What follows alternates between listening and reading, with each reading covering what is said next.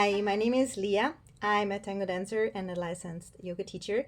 And in this video, we are going to talk about what's grounding. Because when I teach, there is so much confusion about what's actually grounding, what is up, what is down, why a position, what we do need to do with our bodies. So basically, what we're going to see in this video, how we can use the floor into the embrace. So how we keep the energy up, so the energy is always like reaching the partner, reaching our body, so there is always a muscle tension, but the articulation needs to be soft. Yes, the body weight needs to release down, we need to ground, we need to release into the floor. So how we do that, how we really work on this opposition, which is not easy, we're going to see in this video. So I want to read you, I want to share with you, so please connect, comment under this video, like and share. It's always helping, so I can keep on preparing material for you that you're asking me, and I'm always happy to help. So enjoy.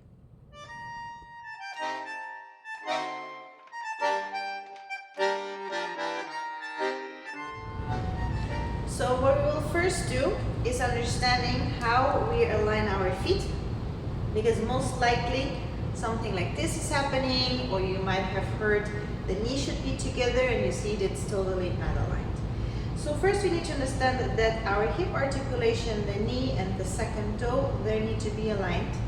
You want to have your feet parallel under your hips, which is not the pelvis, important detail. And then what you want to do is first lift the toes, spread the toes and ground them down. Feel the connection of all 10 toes. Now what you see is I'm not going to fall in. So if this is happening, you might want to add a slightly outside rotation. It's just that you really feel that the inner arch of the foot, if this would be your foot, that this part is not going to collapse on the ground. That you really feel that the arches are well organized. So what you will first do is press the toes down, and you want to press down in order to go up.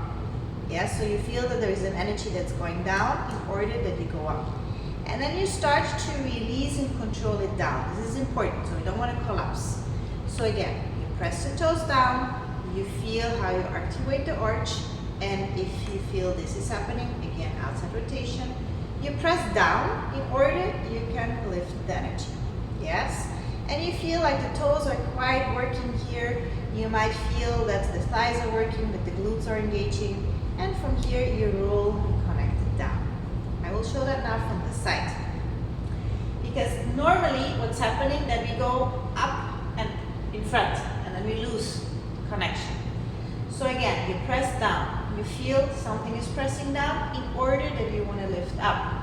So there is also the idea of that your toes are pushing into your eyes or into your neck, that there is like an own body reference, and then you start to control them down.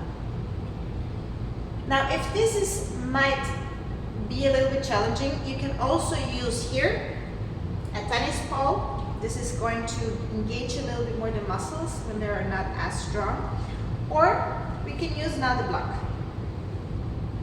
Because on the block is the same idea. So you will have one foot down and it's like stairs. So what you basically will do is you press down in order that the body structure goes up. So meanwhile, this leg presses down actually back. You can see it. This is pressing in front. Yeah, so it's like a scissor effect. So that's basically it's going back and down that you can lift. So in this moment, if you start to press, you really arrange your base leg. You have the energy and you have a strong base leg, and the free leg is free but connected. And this exercise is really good because again, you can roll down, you can connect your toes, and you can do the same work again. Because most likely what's happening in a back step, you're here and you start to collapse or you start to go away. But the idea of grounding is that the energy is still holding up, meaning our articulations are soft. And it's not really easy to get because there needs to be really a lot of things working in the body. But the more we are going to encourage our body to do differently, the more we are aligned. So I will show that now from the front because it's another perspective and it helps. So you want to have, again, an alignment because something like this is happening most likely.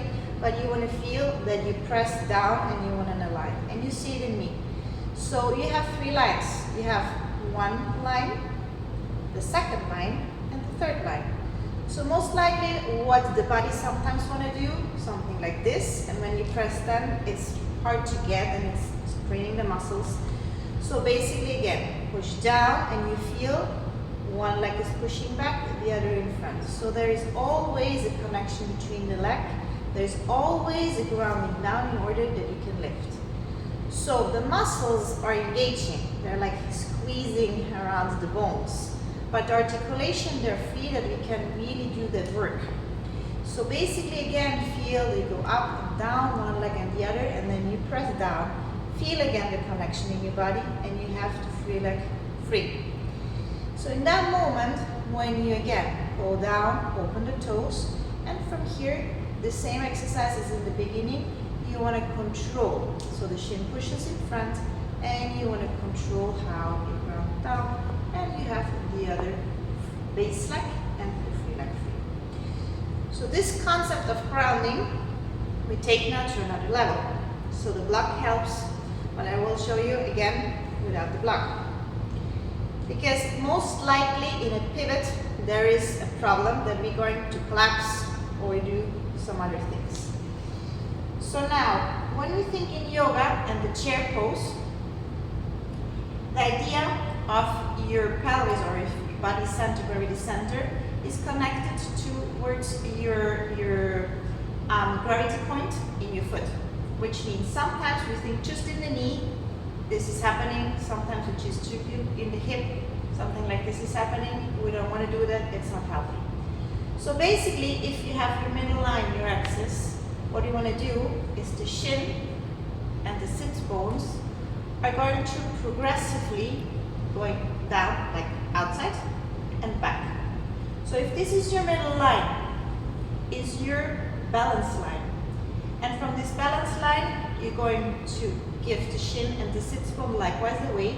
So you have the same pressure here as on your shin, and you go back. So you can see from here, this point is still on the foot, and I go up, down and up. And this you can do really small, it's just like book, but it's not just tilting the sit bone, which you don't want, but it's for sure not just the knee, there we collapse totally. It's still the idea that we can go up and down, that we can recheck the floor as we did here in the beginning, but now having this situation innerly without lifting the heels. Yes? So you might also do this exercise to feel that you can still hold the structure, the articulations are free, right? But that you really feel that the toes are working, that the balance line is working. So now imagine a tango brace. Your partner is here. You cannot just be on your axis, but you cannot lean just on him and lose our balance. So what you might want to do is just this idea of this point here connecting to the shin, and you're new. So it's the same sensation, just in a tuk. So in this moment, you're grounded. You feel that the leg is connecting to the ground. You feel that you have an interaction with your partner. You're growing yourself. Feel like it's free. So in that moment, you really connect first the floor to your structure. Tuk.